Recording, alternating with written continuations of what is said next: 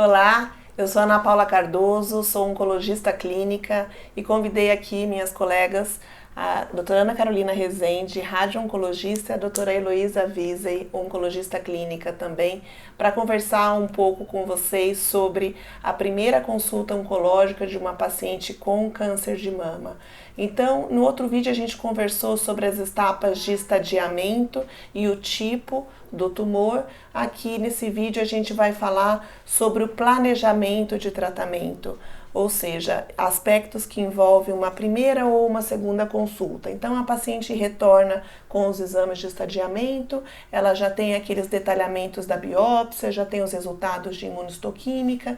Então cabe aqui nessa consulta a discussão e o planejamento terapêutico, ou seja, decisões que envolvem se a paciente vai ou não fazer a cirurgia, se a cirurgia vai ser radical ou se ela vai ser parcial, se ela vai precisar de tratamento sistêmico, seja ele quimioterapia com ou sem terapia-alvo, se envolve hormonioterapia e, por fim, terminado tudo isso, se vai ser necessário a radioterapia ou não.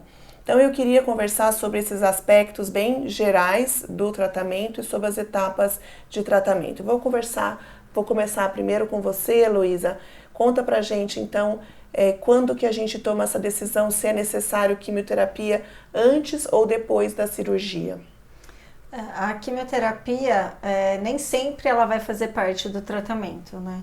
Então, para aquelas pacientes que têm uma doença mais localizada e com características de melhor prognóstico, que são doenças pequenas muitas vezes, que não têm o envolvimento dos gânglios da axila, dos linfonodos, ou por suas características desse subtipo, se tudo isso favorecer, né, um prognóstico mais favorável, uma doença com bom prognóstico, a gente vai optar por iniciar pela cirurgia, né? A cirurgia ela é uma parte importante do tratamento e ela também vai ajudar a gente com essas questões prognósticas. Então, realmente avaliar se aquele gânglio, né, era positivo ou não, são informações que às vezes numa doença em que ela é oculta na axila, a gente só vai ter certeza, né, depois da cirurgia e aí mudar esse tratamento após.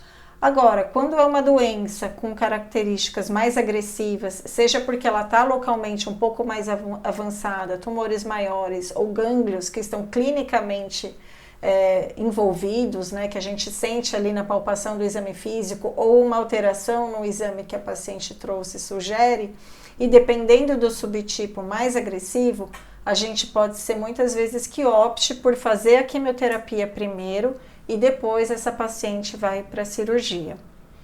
Então, tá bom. Então, independente da decisão do tratamento sistêmico, a gente precisa tomar uma decisão sobre a cirurgia. A gente não está com nenhum mastologista aqui, mas a gente pode conversar sobre os aspectos da cirurgia, ela ser uma cirurgia radical, que envolve a mastectomia completa, ou a possibilidade de você preservar a mama.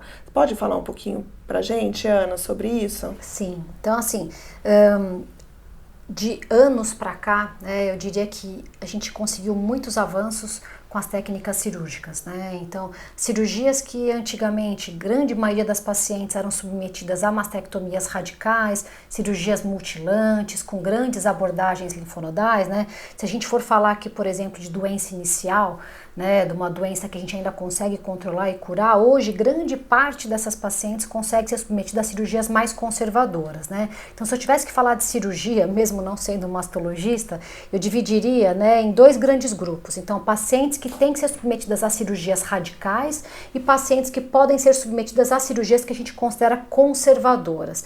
Então, hoje, cirurgia radical, não só aquela mastectomia clássica, né, a mastectomia radical modificada, mas a gente tem uma nova modalidade de cirurgia radical que é justamente a adenomastectomia, que são o quê? Cirurgias poupadoras da pele e do complexo areolo-papilar, do CAP. Então são cirurgias que conseguem ser radicais, mas ao mesmo tempo tem uma preservação estética que é importante quando a gente fala de câncer de mama, né? Do lado das cirurgias conservadoras, então cirurgias conservadoras são aquelas que poupam a maior parte da mama e retiram o nódulo com uma margem livre, que é o quê? Uma margem com mama normal, com tecido normal, que não esteja comprometida por células neoplásicas. E aí também é muito variável o volume dessa abordagem conservadora. Ela pode ser desde de uma ressecção segmentar, a retirada de um quadrante, então existe uma tendência também de redução do tamanho dessas cirurgias. Outra coisa que é importante falar de cirurgia é o que? A abordagem axilar. Então, quando a gente está falando de um carcinoma in situ, né? Então a gente tem alguns tipos de carcinoma de mama que ainda não são invasivos, que são aqueles que não tem um potencial, não tem potencial de enviar metástases ou de células, né, para o restante do organismo. Não é obrigatório uma abordagem axilar, mas quando a gente tem um carcinoma invasivo, seja ele qual for, lobular, ductal, a axila tem que ter alguma abordagem. A abordagem da axila tem sido mais conservadora também. Então, o linfonodo sentinela, que é justamente, existem diversas técnicas para o linfonodo sentinela, mas é basicamente buscar esse primeiro linfonodo axilar que estaria comprometido no caso de uma doença invasiva. Então, seja um linfonodo, 2 ou 3, mas é uma amostra axilar que consegue também prognosticar, que é o que? Dar prognóstico para essa paciente. A doença está localizada na mama ou ela já passou para a axila. Então, seja o linfonodo sentinela ou seja o esvaziamento axilar, esses itens são muito importantes quando a gente fala em abordagem cirúrgica. E a partir daí também o que vai ser feito, né? Se vai precisar de rádio ou não, Exato. Enfim. O importante da gente tirar da cirurgia é essas informações que vão determinar o estadiamento da doença e mais uma vez determinar a perspectiva de tratamento e mais uma vez ajudar a gente a tomar algumas decisões. Então, o resultado da cirurgia, ele infere diretamente no que a gente faz na decisão de quimioterapia, sim ou não, com ou não terapia-alvo, se para quem que vai ser indicado e para aquelas que não receberem nem a quimioterapia, nem a terapia-alvo, a hormonioterapia. Então, fala pra gente um pouco, Elô, da hormonioterapia, o tempo, para quem que ela fica discriminada e o tempo de hormonioterapia que a pessoa precisa fazer. A hormonioterapia, na verdade, ela vai sim fazer parte do tratamento do câncer de mama para a maioria das mulheres, porque a maioria dos tumores de mama expressam os receptores hormonais. Né? Existe aquele subtipo que não expressa, quando essa expressão é ausente, a paciente não tem benefício de fazer hormonioterapia, mas a maioria vai ter e a maioria vai tomar. O que se preconiza é que a hormonioterapia seja feita usualmente, né, sempre após o tratamento sistêmico e cirúrgico, né, inicial de quimioterapia e da cirurgia. Vai se estender aí por pelo menos 5 anos. Algumas pacientes que têm um risco maior, né, por ter tido uma doença mais avançada localmente, principalmente a gente leva em consideração os gânglios, ela vai se beneficiar de uma hormonioterapia mais estendida, que pode ser de 7 a 10 anos até. Então, tudo isso são aspectos que a gente vai discutir e levar em consideração essas informações dos achados cirúrgicos, principalmente. E é como a gente está conversando aqui, né? Uma coisa implica na outra. Então, toda essa discussão, todo esse planejamento, ele não é feito por um profissional só. Um tratamento implica no outro, interfere no outro. Então, o cirurgião conversa com a Ana Carolina, né, para entender que tipo de radioterapia ela vai querer oferecer depois, conversa com o oncologista para a gente entender a minha quimioterapia vai mudar a sua cirurgia, ou a informação da sua cirurgia mudaria o meu tratamento sistêmico. São coisas que estão muito implicadas, né, Ana? Sim, sim. Eu acho que uma etapa importante também que elas perguntam é sobre o tamanho do tratamento, né? Então eu peço para que elas vivam cada etapa no seu momento, porque tem a etapa da cirurgia, tem a discussão se vai ser necessário ou não quimioterapia.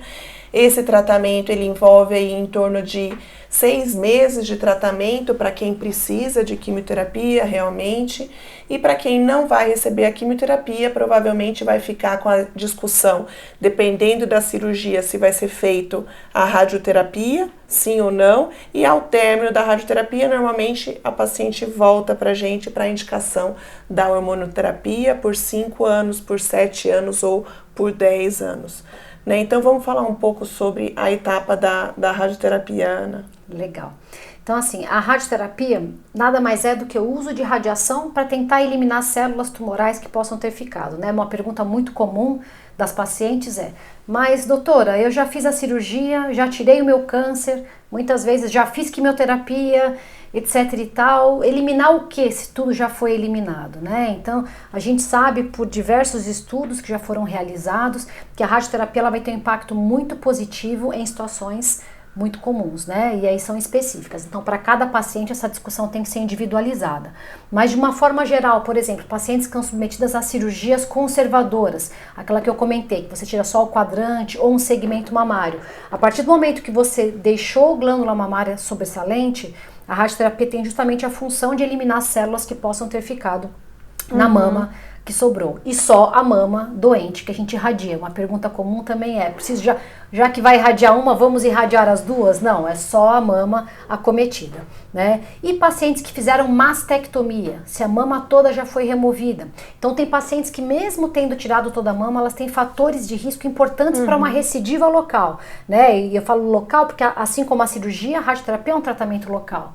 Então pacientes que tinham linfonodos comprometidos ou tumores muito grandes, tumores que infiltravam pele, então alguma característica pior local, a radioterapia também é indicada. Lembrando que a gente chama de local não só a mama, né, Ana, mas os gânglios ali próximos, regionais. Sim, então muitas vezes o tratamento não está restrito só à mama, né? Então, se essa paciente tinha linfonodos comprometidos, possivelmente ela vai receber radioterapia também nos gânglios, né? Então, toda que a gente chama de drenagem linfonodal, que seria a região axilar, região da fossa supraclavicular e muitas vezes na cadeia mamária interna. E aí, para cada paciente, com a técnica específica que cada tratamento necessita, enfim, é um pouquinho complexo, mas o que eu posso dizer é que as técnicas de radioterapia melhoraram muito, então também a mulher não pode deixar de ser tratada ou ter medo da radioterapia por conta desse ranço antigo, né, de queimaduras, etc e tal, né. E a pergunta que a Ana fez, né, quanto tempo dura a radioterapia? Existem diversos fracionamentos e diversas técnicas de radioterapia, isso pode variar desde uma fração, tá, até 15, 25, 30 frações, então isso vai ser individualizado conforme o risco da paciente, conforme a cirurgia que ela foi submetida, se ela tem ou não prótese, tá? Então isso é individualizado e para cada paciente é feito um esquema de tratamento. A gente falou sobre os aspectos locais da doença localizada, né, sobre essa primeira consulta, a gente falou um pouco sobre radioterapia, cirurgia, hormonoterapia e quimioterapia. E espero que vocês tenham gostado e que vocês visitem outros vídeos que possam trazer mais informação para vocês. Muito obrigada. Obrigada.